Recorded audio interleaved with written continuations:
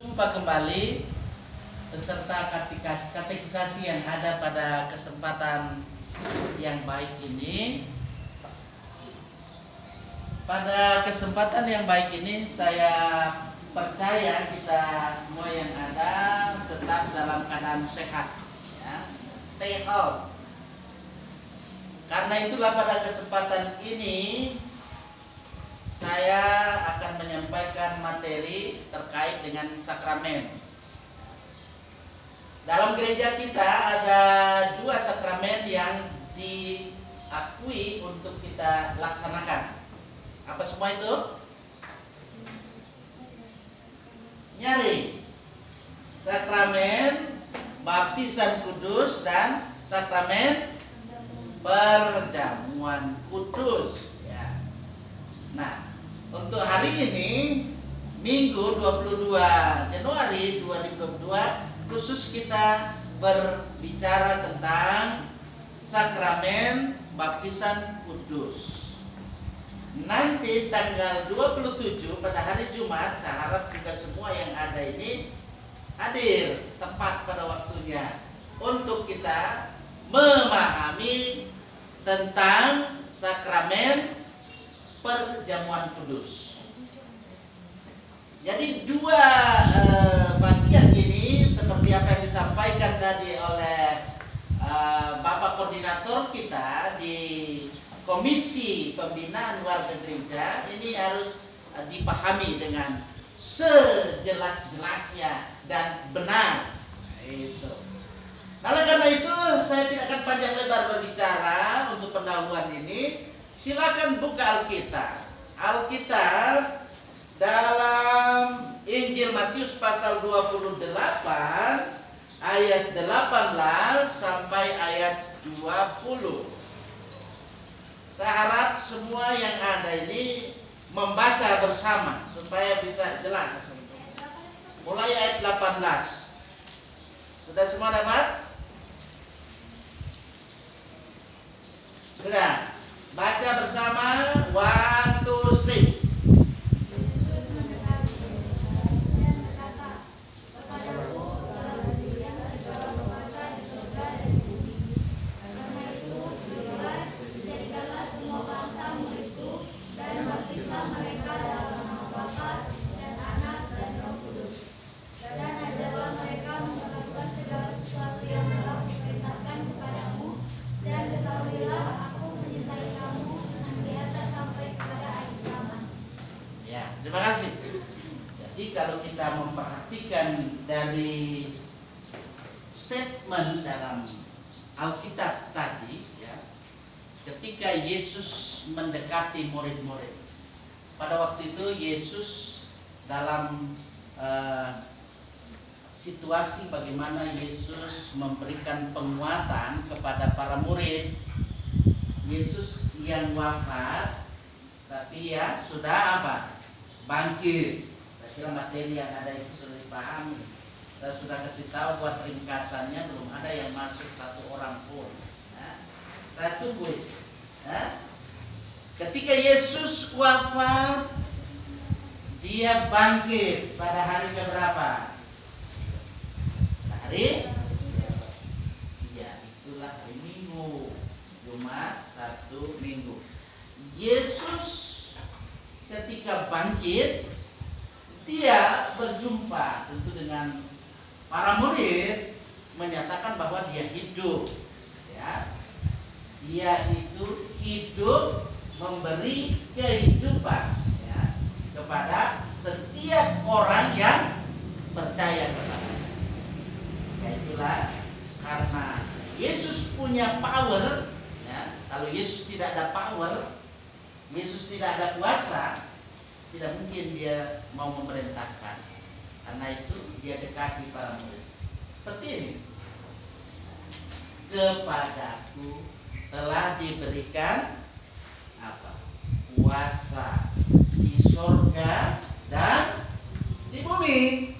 Ya, karena power yang ada itu, karena kuasa yang dimiliki oleh Yesus itulah, maka ia memerintahkan kepada para murid, pergilah jadikanlah semua bangsa muridku. Baptislah mereka dalam nama Bapa, Anak, dan Roh Kudus, dan ajarlah mereka melakukan segala sesuatu yang telah kuperintahkan kepadamu. Ketahuilah, aku menyertai kamu senantiasa sampai pada akhir zaman. Nah, ini jadi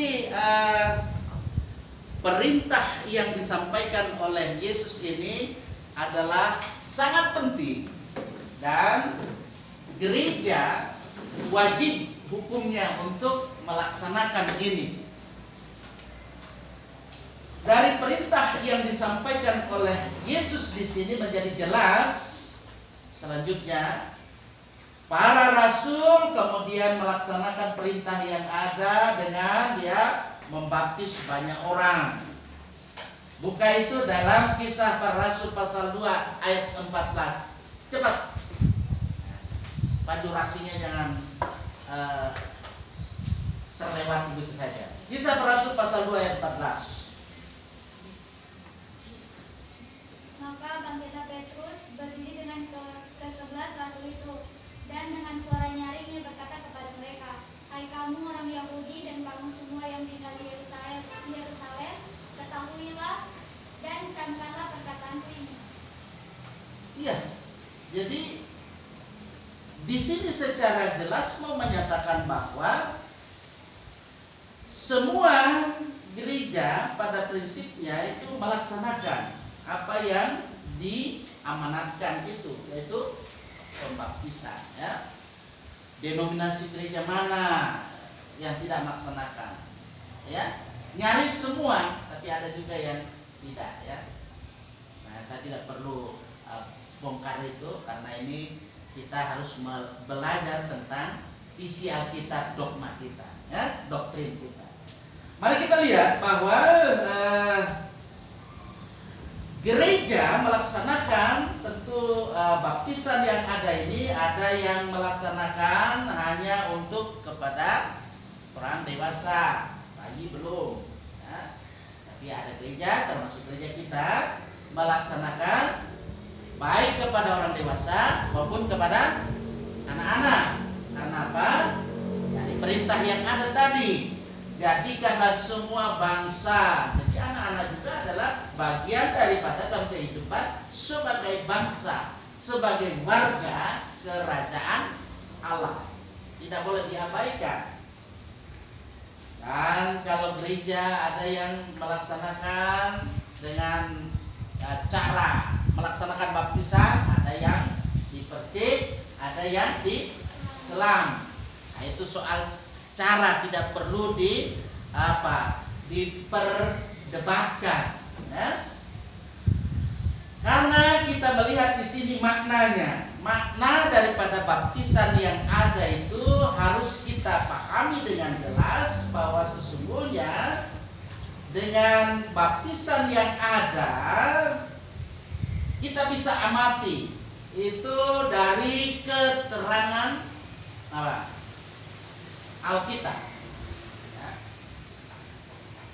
Ini terkait dengan doktrin, ajaran, ya, ajaran tentang baptis itu. Maka sesungguhnya tentu kita tidak mendapat secara eksplisit ya tentang ketentuan atau rambu-rambu yang baku.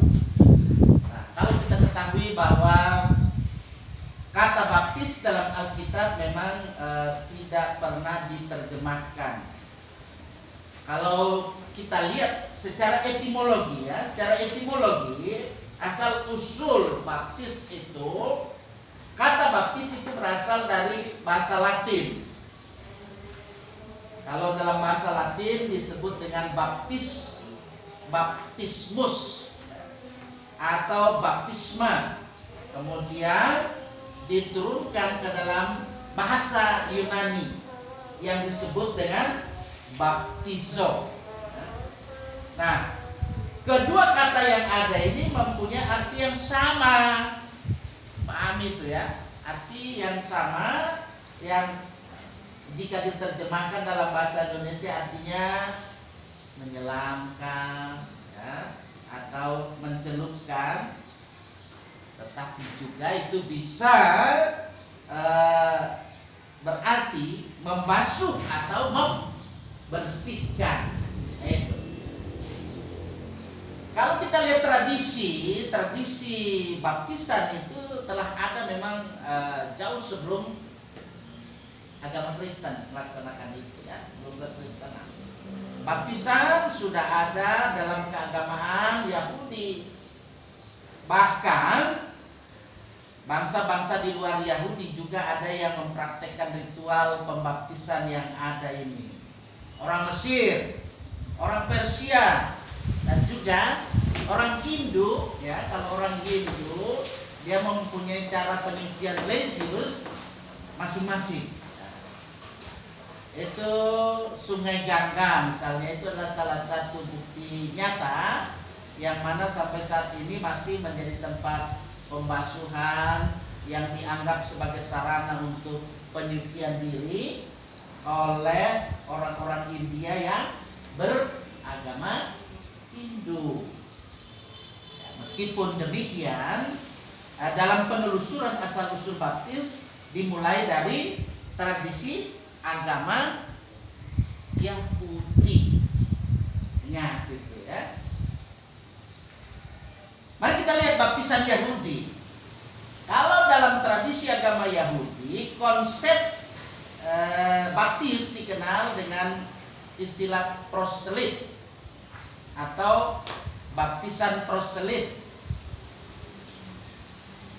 Kalau kita lihat baptisan Yohanes Pembaptis, baptisan yang dilakukan itu bagian dari permulaan praktek dalam Perjanjian Baru. Nah, menurut keterangan yang disampaikan oleh penulis kitab Injil, ya, di kitab Injil Lukas khususnya, pada tahun ke-15 Yohanes tampil dalam panggung sejarah Perjanjian Baru, sehingga maksud kemunculannya adalah menyerukan pertobatan. Nah, itu.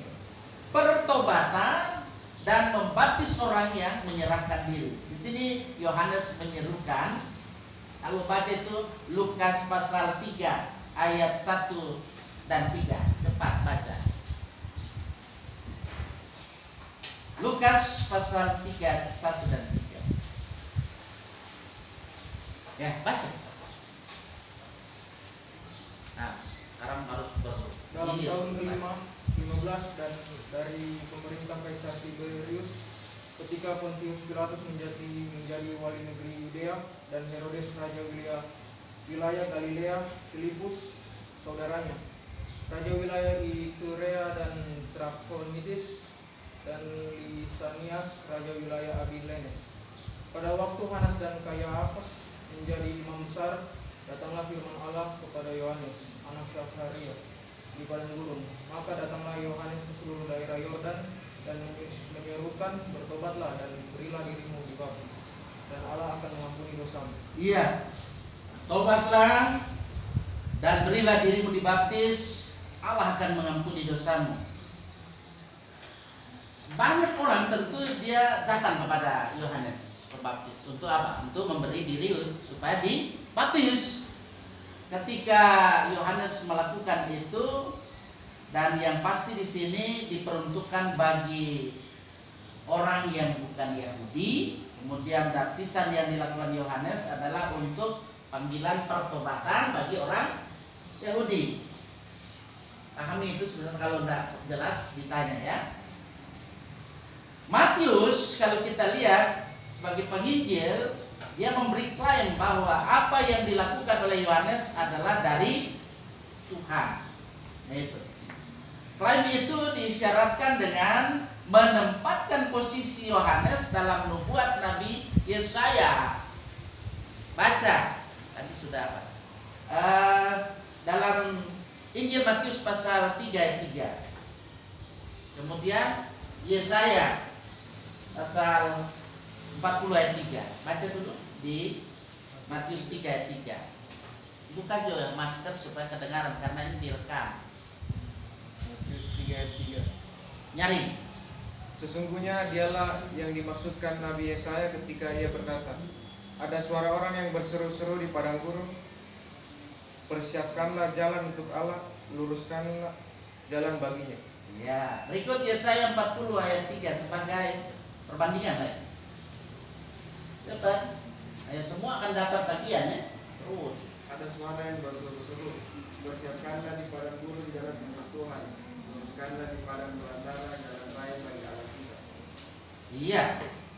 Perhatikan di situ, Yohanes sendiri dia meyakinkan bahwa apa yang dia saksikan itu dari dirinya kepada beberapa imam, ya beberapa imam dan juga orang Lewi. Baca Yohanes pasal 1 ayat 19 sampai 23. Nyari. Buka masker kalau membaca supaya kedengaran jelas.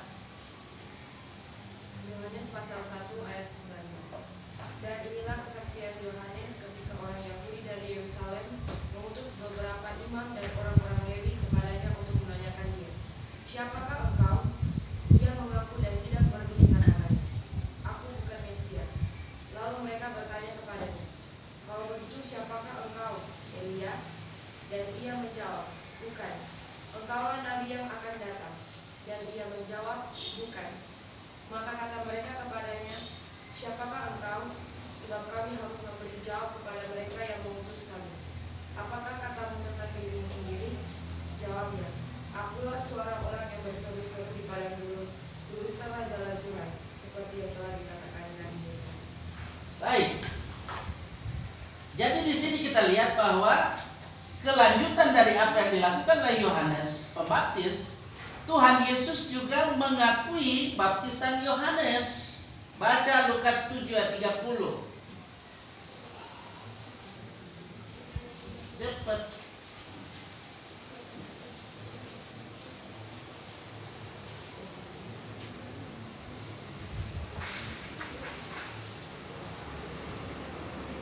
Tapi orang-orang Farisi dan ahli-ahli Taurat menolak maksud Allah terhadap diri mereka, karena mereka tidak mau dibaptis oleh Yohanes.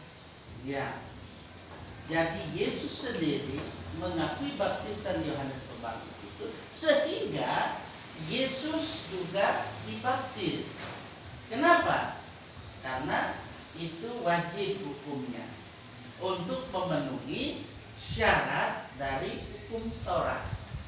Padahal Yesus bukanlah orang seperti kita berdosa. Yesus itu adalah Allah, tetapi dia memenuhi semua kehendak dari Allah melalui hukum Taurat. Selanjutnya mari kita lihat Yesus dibaptis. Di tengah-tengah semangat orang banyak yang memberi diri dibaptis, Yesus muncul dan meminta juga supaya Yohanes untuk membaptisnya. Nah, jika pembaptisan Yohanes ini bertujuan untuk pertobatan, maka kita lihat di sini apa perlunya Yesus untuk dibaptis. Nah, Yesus tidak perlu dibaptis karena dia tidak berdosa. Karena dia itu Allah, dia tidak berdosa. Karena itulah dia tidak perlu bertobat, karena dia justru yang menyuarakan bagaimana manusia yang ada itu supaya bertobat.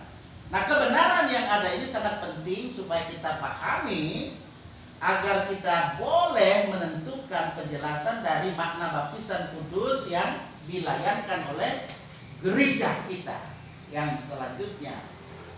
Mari kita lihat ada tokoh dogma yang saya sebut di sini Dietrich dan Boland. Dietrich Boland dia katakan bahwa Yesus dibaptis bukan karena dosanya sendiri, tetapi karena dosa umat manusia. Nah, Yesus minta dibaptiskan. Ia menyatakan dirinya solider. Tahu solider? Ya, dia setia kawan dengan umat manusia yang berdosa. Nah, pandangan ini tentu menghubungkan bagaimana peristiwa baptisan Yesus yang terjadi di Sungai Yordan juga dengan peristiwa penderitaan Yesus yang menghapus dosa dunia, yaitu kematiannya kematiannya di kayu salib itu yang disebut baptisan yang ada di Golgota. Nah, sementara kalau kita lihat ada Robert Davidson, dia katakan dan dia ungkapkan hal yang lain. Apa yang terjadi pada saat baptisan, ya, bagi Yesus itu terjadilah sesuatu yang menentukan. Ada suara dari langit yang berkata, buka Markus 1 ayat 11. Ini penekasan lagi yang disampaikan oleh Robert Davidson. Markus 1 ayat 11, Lukas 3 ayat 22. Supaya ikut apa tadi? Yo sekarang ya. Lalu terdengarlah suara dari surga, "Engkaulah anakku yang kukasihi, kepadamu lah aku berkenan." Iya. Engkaulah anakku yang kukasih, kepadamu lah aku berkenan. Bandingkan itu dengan Matius 3 ayat 17. Lanjut. Matius 3 ayat 17. Lalu terdengarlah suara dari surga yang mengatakan, "Inilah anakku yang kukasihi, kepadanya lah aku berkenan." Ya, jadi apa yang mengemuka di situ menyatakan bahwa Yesus itu adalah anak Allah. Dia adalah Allah dalam kaitan dengan ini yang dikasihi. Sehingga dalam kaitan ketika Yesus adalah Allah yang ia juga adalah disebut dengan anak Allah secara manusiawi, dia adalah juga anak manusia yang diurapi, ya. Bisa dipahami itu, jangan bingung, ya. Karena itu harus membaca Alkitab.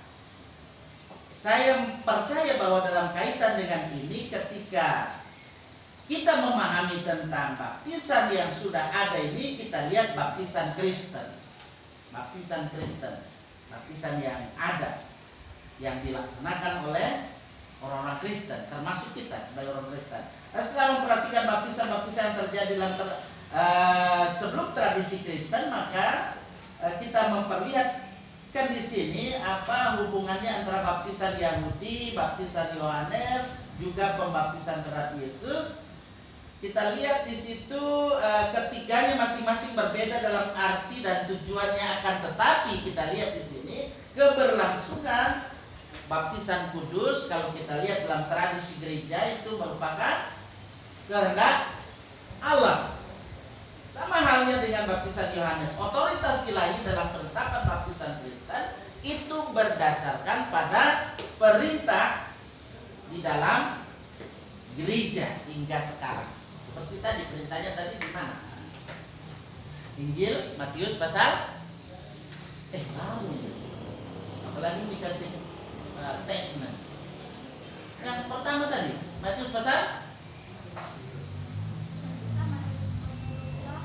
Yesus mendekati mereka, murid-muridnya. Kepadaku telah diberikan kuasa di surga dan di bumi. Karena itu pergilah, jadikanlah semua bangsa muridku. Baptislah mereka dalam nama Bapa, Anak, dan Roh Kudus. Jadi di situ kita lihat perintah yang sudah dinyatakan di situ dalam kaitan dengan ini, gereja melaksanakan itu. Nah, perintah Yesus supaya kita melaksanakan baptisan kudus dalam kaitan dengan ini dalam gereja selalu merujuk pada perintah atau amanat yang disampaikan oleh Yesus Kristus. Artinya bahwa baptisan kudus yang ada tidak boleh dianggap sebagai hanya sekedar seremonial belaka. Ngerti maksudnya? Dan hanya seremonial belaka. Oh iya, kalau kita orang Kristen, kalau ada kita punya ponakan atau bayi yang dibaptis, atau kalau ada yang mau percaya dibaptis, jangan hanya dilihat secara seremonial belaka, hanya tata ibadahnya saja, hanya liturginya saja. Tetapi harus kita lihat kaitan dengan ini dengan upacara gerejawi yang sakral, karena itu disebut dengan sakramen. Jangan permainkan itu. Ada yang bermain, kita mau baptis nana. Nah, itu berarti apa? Menyebut nama Tuhan dengan sembarangan, padahal itu sudah dibahas itu lalu. Masih ingat itu? Jangan menyebut nama Tuhan Allah dengan sembarangan. Kemudian kita lihat misalnya ada baptisan yang dilaksanakan oleh para rasul. Bagaimana para rasul melaksanakan baptisan? Kalau kita perhatikan, peristiwa hari Pentakosta itu adalah yang sangat mencengangkan bagi orang banyak yang menyaksikan turunnya apa? Roh Kudus, ya. Apa yang dialami oleh Petrus dan juga oleh para rasul lainnya sesudah bagaimana dia menyatakan dirinya, dia percaya kepada Yesus. Kisah Para Rasul pasal 2 ayat 2.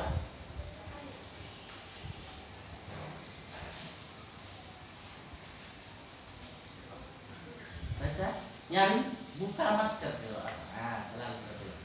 Tiba-tiba turunlah dari langit suara bunyi seperti tiupan angin keras yang memenuhi seluruh rumah di mana mereka duduk. Ya, itulah Roh Kudus, ya, turun ke atas mereka. Mereka menerima pembaptisan oleh Roh Kudus. Dan yang lebih penting, peristiwa Pentakosta itu adalah efek dari pertobatan. Harus dilihat itu, ada efek pertobatan sehingga disebutkan di situ ada kira-kira berapa ribu jiwa yang bertobat di situ, memberi diri dibaptis. Ada 3.000 jiwa. Bayangkan itu, 3.000 jiwa memberi diri dibaptis. Itu dalam Kisah Para Rasul pasal 2 ayat 14 sampai 38, bahkan juga di ayat 41. Nah, ini adalah pembaptisan pertama setelah kenaikan Yesus ke surga. Jadi Yesus naik ke surga, kan dia menjanjikan bahwa akan dia berikan parakletos, bukan perikletos. Sudah dibahas itu kan? Nah, saya tidak ulang itu, lebay nanti. Jadi Roh Kudus diberikan. Jadi Yesus membaptis mereka dengan Roh Kudus. Kaitan dengan itu ada juga seorang yang bernama Cornelius dibaptis oleh Petrus, ya. Nanti dilihat itu dalam kaitan dengan Kisah Para Rasul pasal 10. Baca di rumah itu, kalau satu baca itu sangat panjang durasinya. Kemudian peristiwa pembaptisan Cornelius yang dianggap tidak bersunat itu menjadi polemik di tengah-tengah orang percaya golongan Yahudi. Itu Kisah Para Rasul pasal 11 ayat 1 sampai 2. Lanjut kita lihat ada peristiwa pembaptisan yang lain, misalnya dilakukan oleh Filipus, ya, seorang tukang sihir ini, ya. Dia bernama Simon. Dia jadi percaya kepada pemberitaan Filipus dan kemudian dibaptis, dengan juga ada banyak orang yang bersama dengannya. Nah, juga ada seorang sida-sida dari Ethiopia. Tahu sida-sida itu? Itu orang banci-banci begitu, itu sida-sida dari Ethiopia, ya. Juga dia memberi diri dibaptis ketika dibaptis oleh siapa tadi? Filipus. Ya, saya harap kita konsentrasi, ya, jangan dulu mengantuk, ya. Demikian juga halnya dengan Paulus dalam berbagai kesempatan, berbagai waktu yang ada, Paulus membaptis banyak orang yang percaya kepada Yesus melalui pemberitaannya.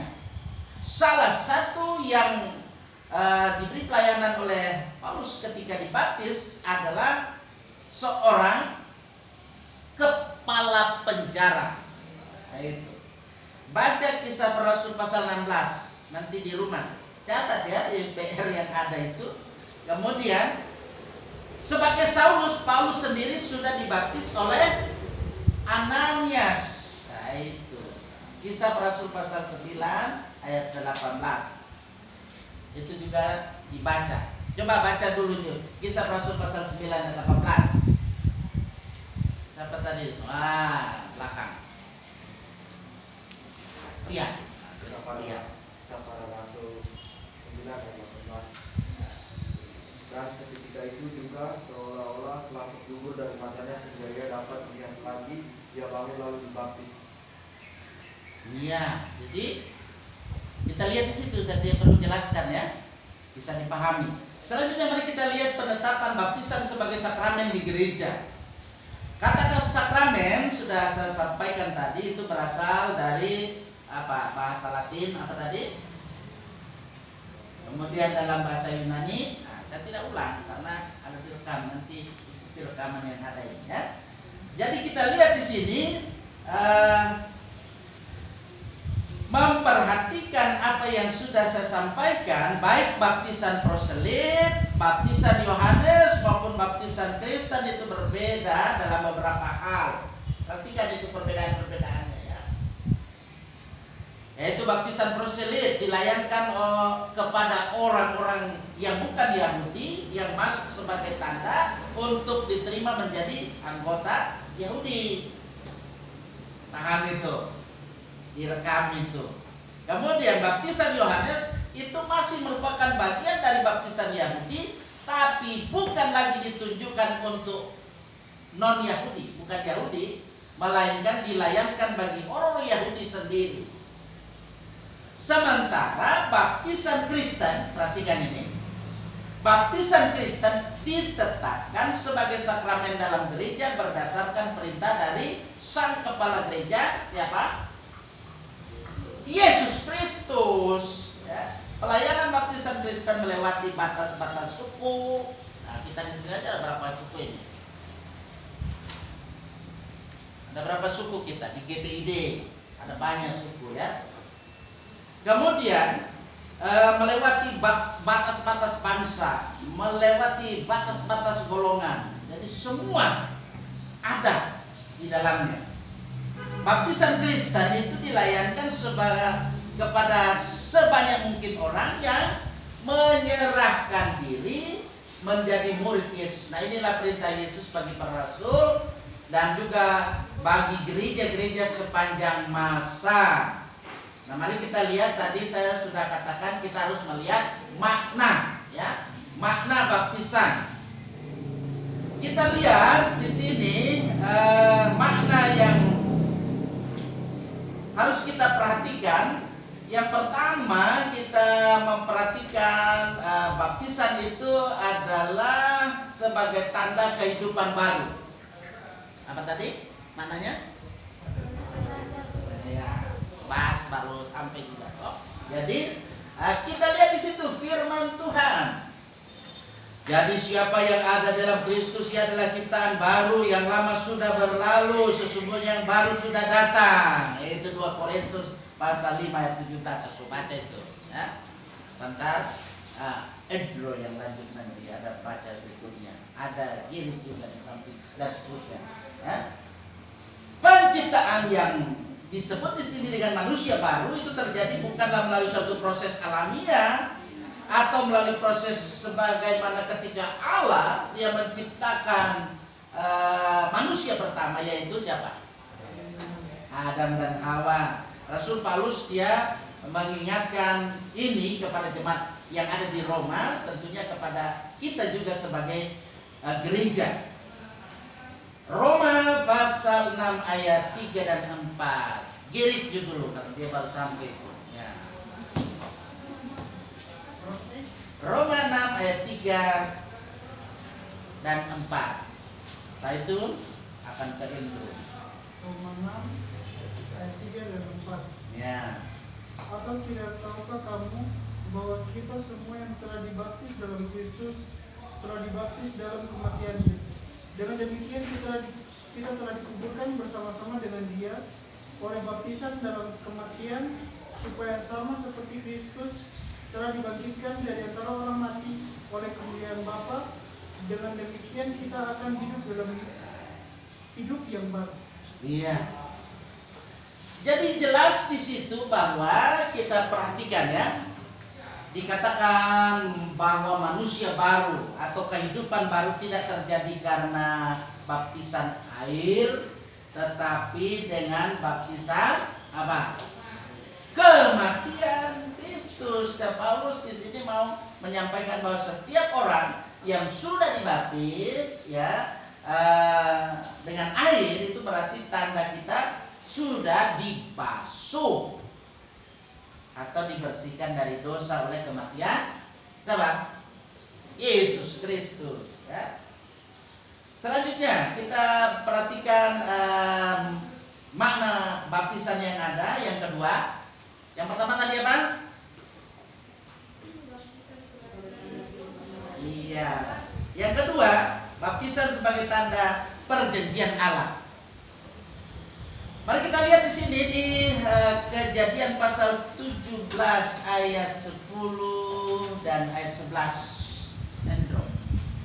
Itu bahasa Inggris karena dia lahir di Inggris. Ya. Kejadian 17 ayat 10 dan 11. Inilah perjanjianku yang harus kamu pegang, perjanjian antara aku dan kamu serta keturunanmu, yaitu setiap laki-laki di antara kamu harus disunat. Haruslah dikerat kulit katamu, dan itulah akan menjadi tanda perjanjian antara aku dan kamu. Iya. Mari kita lihat di sini, tanda sunat itu memiliki arti penting sebagai pengikat perjanjian Allah kepada Abraham. Kalau kita perhatikan ada tokoh reformasi yang namanya Luther dan Calvin, dia menghubungkan sunat dengan baptisan air. Nah, hal ini untuk dijadikan dasar baptisan terhadap anak-anak. Jadi jangan nanti bilang, Pak Pendeta saya tidak sunat. Nah, kalau kamu sudah dibaptis itu juga sudah di dalam pengertian dibersihkan. Nah, itu kan sunat itu maksudnya supaya apa? Jangan kotor toh. Makanya rajin-rajin kasih bersih kalau yang tidak disunat bagian itunya. Biar juga disunat kalau malas cuci bersih. Nah, itu. Jadi jangan salah mengerti nanti ya. Nanti jangan bilang sama mama, kenapa saya tidak disunat? Nah, sudah dibaptis. Itu berarti sunat hati pun harus. Jangan cuma karena itu ujung apanya itu yang dipikir. Tapi kalau ada yang disunat itu tidak masalah, karena itu juga dilihat dari segi itu mau kesehatan apa istilahnya itu, no problem ya. Tapi harus dilihat di sini bahwa dengan baptisan air yang ada itu terkait dengan itu juga merupakan sunat dalam kaitan dengan ini. Nah, kemudian hal-hal yang harus dipikirkan juga, pertama mari kita lihat bahwa perjanjian lama maupun perjanjian baru, kita lihat itu ibarat dua sisi mata uang ya. Ada yang bawa doi, coba kasih lihat doi. Nah, ibarat dua sisi mata uang ya, yang tentu tidak dapat dipisahkan. Tidak mungkin yang sampingnya itu terpisah toh dengan doi yang ada dua sisi mata uang itu ya. Tak bisa dipisahkan. Mari kita lihat di sini sejarah perjanjian Allah kepada Abraham itu berkesinambungan dalam konteks perjanjian baru dan digenapi di dalam Yesus Kristus. Baca Galatia pasal 3 ayat 26 sampai ayat 29. Nyari. Galatia 3 ayat 26 sampai 29. Buka dulu masker kalau baca ya, supaya kedengaran.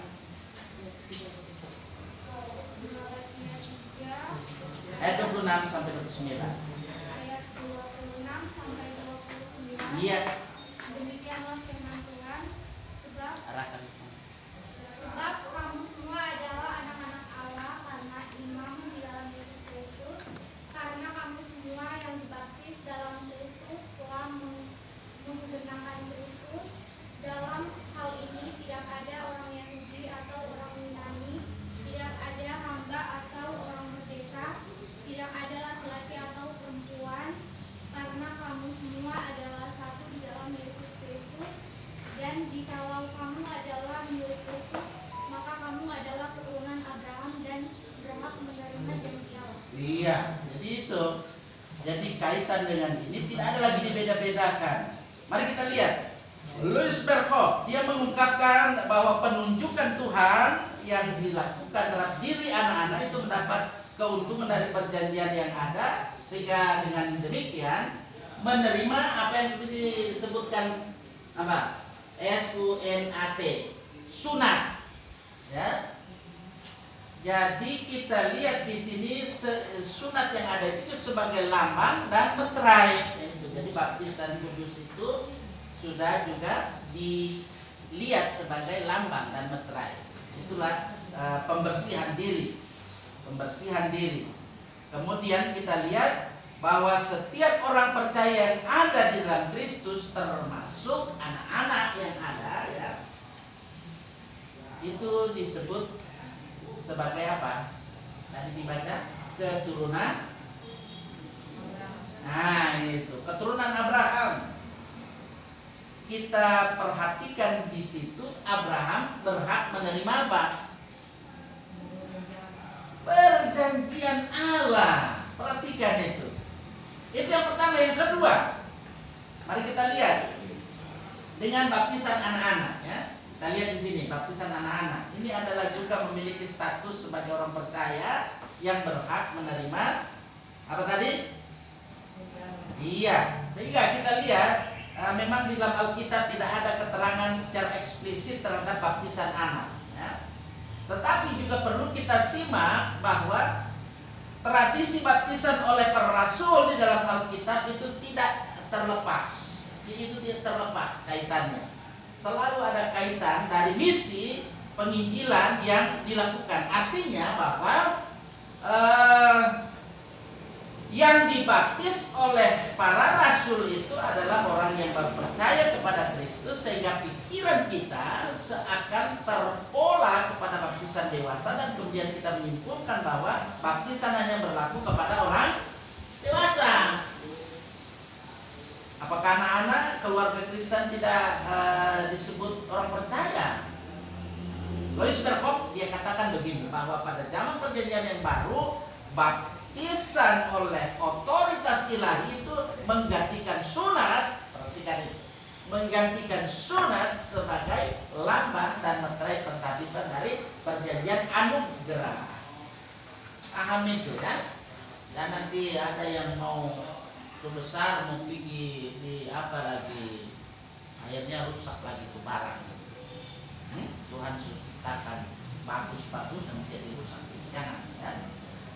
Jadi dapat ditegaskan di sini bahwa apa yang terdapat pada sunat, perhatikan itu berlaku juga bagi baptisan ya, kecuali upacara lahiriah yang memang pasti berbeda. Beda kan itu potong tok itu lahiriah kan. Itu juga baptis. Itu lahiriah, jangan hanya dipahami secara lahiriah. Ngerti? Sebentar kalau belum ngerti tanya ya. Apalagi ini berkaitan dengan diri Anda ya. Sunat berlaku dalam perjanjian baru dan baptis berlaku juga dalam perjanjian baru. Perhatikan itu. Sunat dan baptis ya. Itu satu kesatuan dia. Intinya adalah bukan pada upacara lahiriah, tetapi pada apa yang disimbolkan dari upacara yang ada, baik sunat maupun baptis. Itu adalah sebagai tanda perjanjian anugerah Allah. Ingat baik-baik itu, jangan sampai salah memahami, apalagi dalam kehidupan kalian nanti diteguhkan sendiri lalu salah paham. Ya, itu yang keberapa tadi? Makna dari baptisan yang ada? Nah, sekarang yang ketiga, makna yang ada adalah tanda dipersatukan dalam tubuh Kristus. Ya. Bagian ketiga ini berbicara tentang kesatuan tubuh Kristus. Dialah kepala tubuh, yaitu jemaat. Baca dalam Kolose 1 ayat 18 sampai di sampingnya apa tadi itu. Nah, terus baca. Kolose 1:18. Cepat.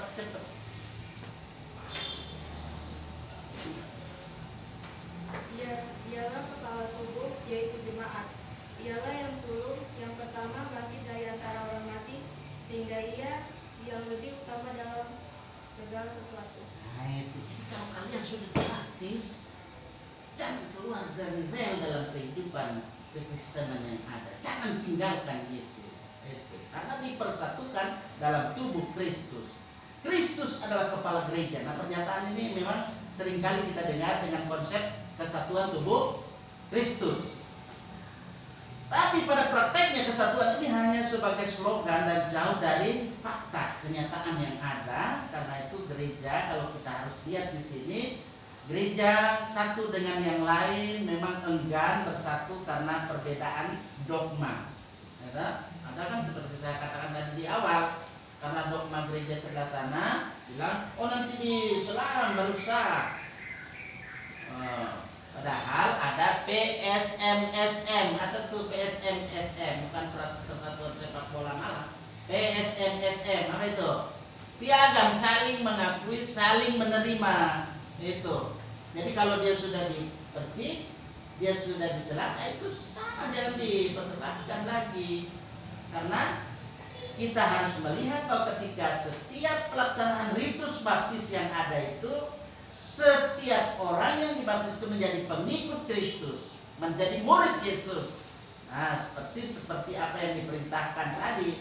Jadikanlah apa?